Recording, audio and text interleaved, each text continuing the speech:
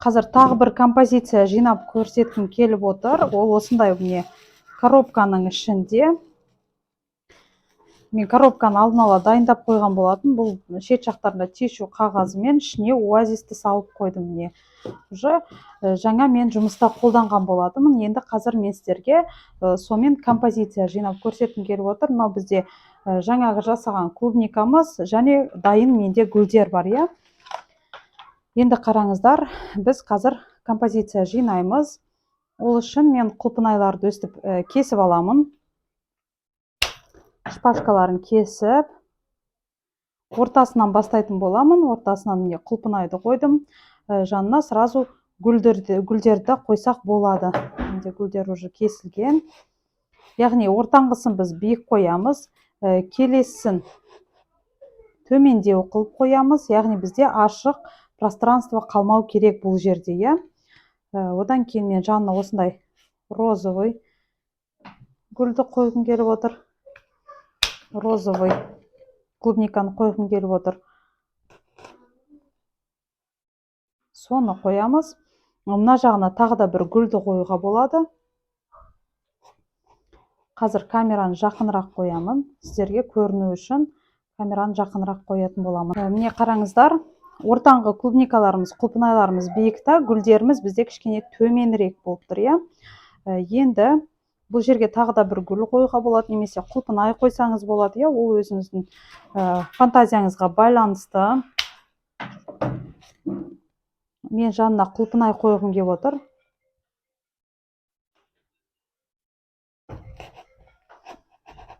Осылай кішкене төменірек орналастырдым.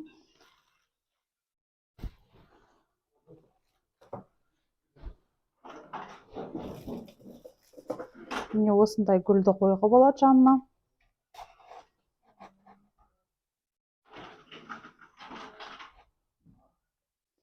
Мына жерге тағы да бір құлпынайды кіргізуге болады.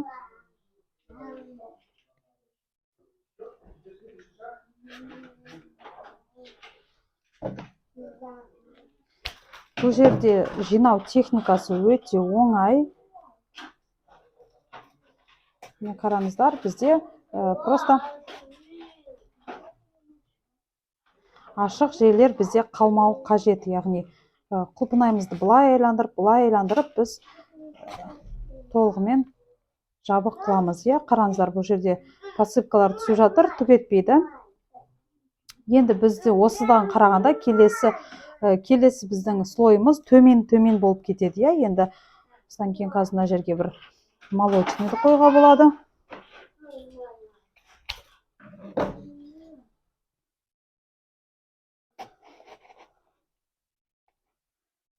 Төменірек қоямыз. Оның жанына тағы да бір гүлді қойсақ болады мына жағынан.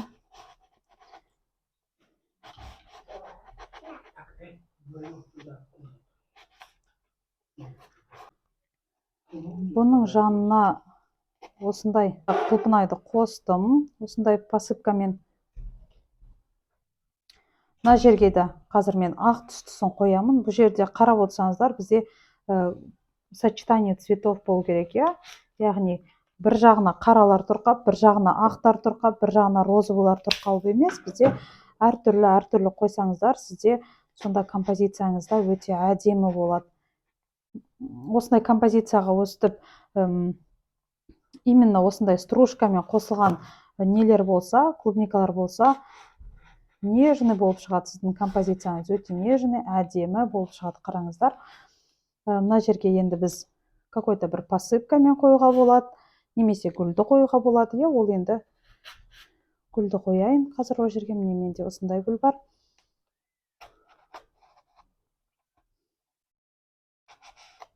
Бұл жерде қойған кезде біз енді тік қоймаймыз, кішкене көлденеңнен қойып отырамыз, иә. Көлденеңнен қоямыз. Сол кезде бізде барлығы өте әдемі болады, гармонично болады, иә.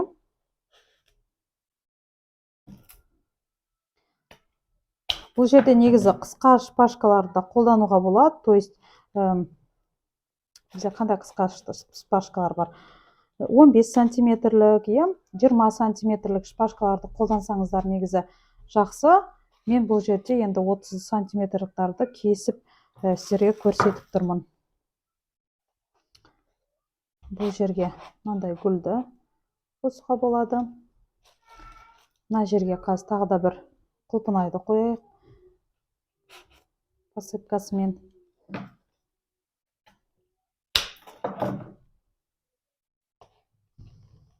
Посыпкалар қандай да бір неме жинаған кезде, композиция жинаған кезде шашылады, ол түк етпейді. Это нормально. Мына жерге енді біз қазір тағы да розовыйын қояйын. Мынау құлпынайлар жаңа біз қолданған букетке салған құлпынайлар болған. Мен соны осы жерге сіздерге жинап көрсетіп жатырмын. Гүлдер бір-бірімен қайталанып кетпес үшін осындай гүлді қойып қояйық арасына. Яғни біздің композициямыздың арасы қатты ашылып қалмау керек. Егер де қатты ашық тұрса, одан кейін оны тишумен жабатын боламыз. Айландырып қарап отырып жинаймыз композициямызды. Мына жерге біз осындай қойса болады. Не қараңыздар. Енді көріп отырсаңыздар, мен мынаны былай тік қойып отырған жоқпын, былай кіргізіп жатырмын. Сіздерге көрініп тұр ғой. Мен былай көлденең кіргізем, сол кезде бізде ол как шапочка сияқты болатын болады. Сонда біздің немеміз жинаған композициямыз өте әдемі болып шығады. Мына жерге мен енді тағы да құлпынай саламын, қоямын. Мына жерге тағы да букет гүл қойса болады, міне осындай. Гүл қоямын. Мына жерге можно какой-нибудь клубника, темный клубниканы қойса болады, Бұл жерде менде қызыл тишу тұр. Қазір мен оны ауыстырамын басқа түске. Сол кезде бізде өте нежный бір композиция жиналатын болады. Мына жерде бізде ашық қалды. О жерді де осылай ақпен жапсақ болады, немесе өйткені барлығы бірдей түс болып кетпес үшін ақ гүлді қойдым. Мына жерге тағы да енді бір розовыйды қоюға болады,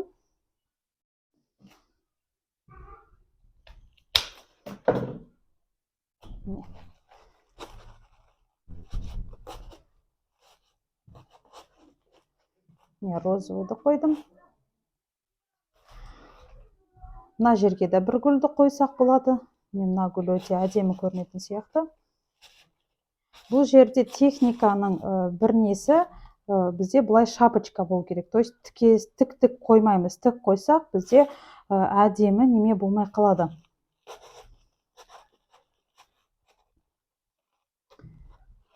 Әдемі болмай қалады, Енді мына жерге біз тағы да қазір осындай темный молочный шоколадтан жасаған құлпынайды қоямын.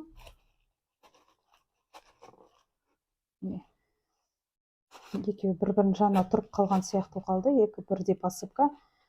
Мына жерге бір гүлді қойсақ болады, кішкентай.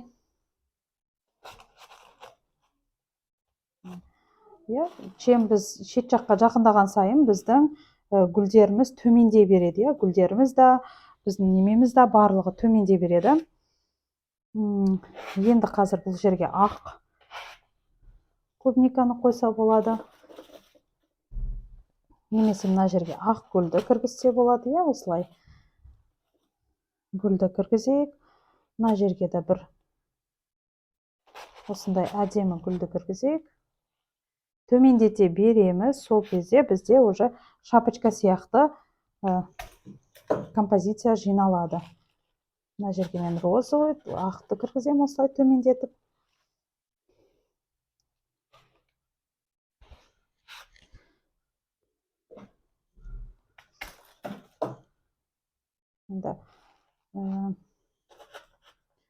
Бұл жерде менің гүлдерім аз болып қалған сияқты.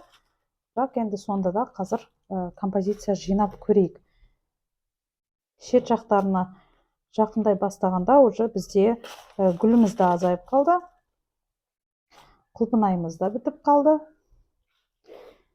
Қазір енді бір амалын табатын боламыз, бір композиция жинап шығару үшін.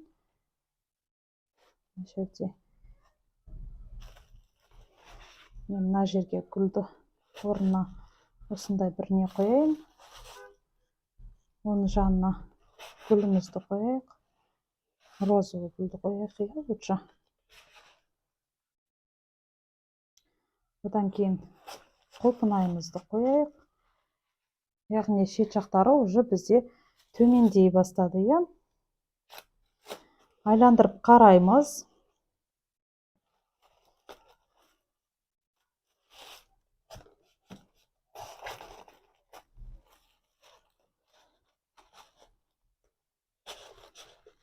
Кішкене өзгертетін жерлер болса, өзгертіп тастаймыз сразу.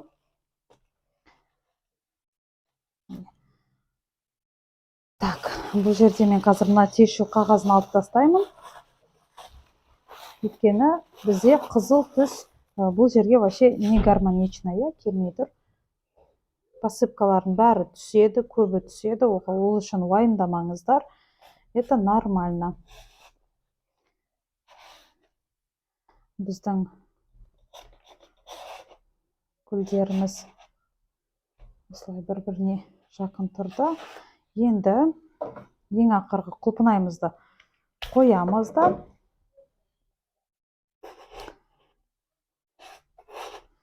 Бұл жерде қараңыз, бізде енді осылай шет жақтарынан өстіп ашық қалып қойды, өте үлкен не ашып қалып қойды. Егер де біз бұны жақындатсақ, қазір біздің именно коробкамызға жақындатсақ, онда біздің букетіміз қатты объемный болмай қалады. Сондықтан біз қазір енді бұны осылай жабатын боламыз. Букет сияқты жапса болады, немесе тишумен шет жақтарын объемный қылып жапса да болады. Қараңыздар, мына жақтары бізде қатты ашық болып қалды. Оны енді біз осы тишу қағазымен жабатын боламыз. Қараңыздар, бізге бір осындай тишу қағазы жеткілікті деп ойлаймын. Қазір көреміз.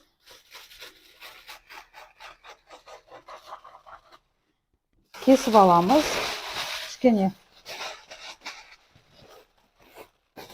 объемный қылып аламыз оны.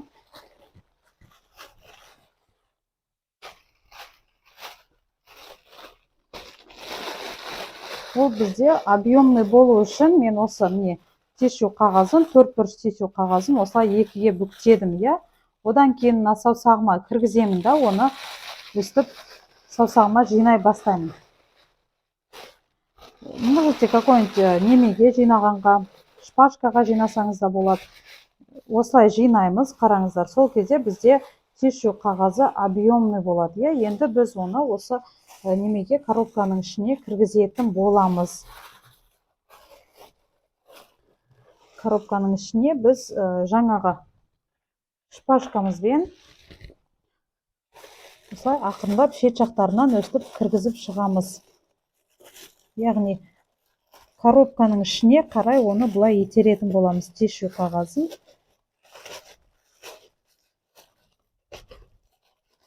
Бұл жерде көбірек гүлдер кішкене жетіспей қалды, немесе именно құлпынай жетіспей қалды, композицияға. Немесе кішкене азырақ диаметрда коробканы алу керек болатын.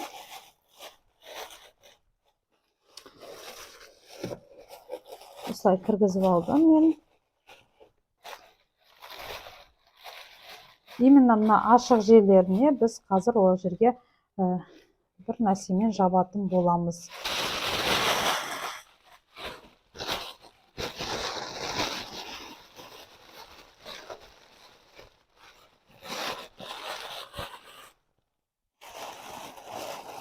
Жаңағы сияқты біз осылай жауып шығамыз.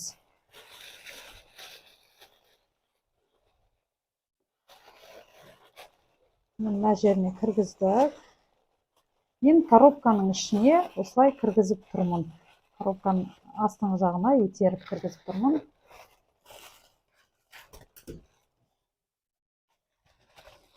егер де пространствосы аз болса, осындай немемен итерсеңіздер болады. Осылай итердік. Итердік, міне. Енді мына жерге тешумен қазір жабамыз. Одан кейін ашық жерлерін енді біз оның барлығын жабатын боламыз. Қараңыздар, толығымен тешумен мен жауып шықтым. Енді мына жерлер, арты ашық жерлері қалып қойды, О жерлерін жабатын ешқандай мелкий элементтер жоқ болса, шоколадтан жасаған, например, малинамен жапса болады, или голубика деген мелкий элементтер жоқ болып қалса, онда біз оны тешумен жабатын боламыз. Яғни біз тешуді қазір 4 бұрыш қылып кесіп аламыз. Міне қараңыздар. Қатты ұсақ қылып емес. Егер де үлкен болса, үлкен ара қашықтық болса, онда осындай үлкен түрінде қалдырасыздар да. И бізге осындай шпажка қажет. Шпажкаға осылай орап аламыз. Қатты баспаймыз. Енді қараңыздар, мына жер бізде ашық тұр ғой, Сол жерге біз тешуді осылай кіргізетін боламыз. Қараңыздар, сол кезде бізде ашық жері жабылып қалды, Тағы да қараймыз, қай жерде бізде қатты ашық жерлер бар. Сол жерлерді біз тешумен өстіп жауып шығатын боламыз. Яғни өстіп жинап аламыз осылай. Одан кейін міне, мысалы, мына жер ашық тұр ма, сол жерге біз тешуді осылай кіргізетін боламыз. Зато біздің композициямыз нежный, әдемі болып шығады да, и барлық ашық жерлердің барлығы жабық болады. Қазір өстіп тешуді кесіп аламыз. Өстіп 4 бұрыш қылып мен кесіп алдым. Енді солардың барлығын мен өстіп шпажканы кіргіземін де, шпажкаға ораймын да, и ашық жерлерді өстіп жауып шығамын. Өстіп кішкене қалдырып қойсаңыздар болады, немесе астына кіргізіп жіберсеңіздер де болады. Оның барлығы енді өзіңіздің қалауыңыз. Бұл негізі бір, қалай айтсам болады, букетке қандай да бір композицияны өте нежный, өте воздушный қылып көрсетеді, осылай істесеңіздер.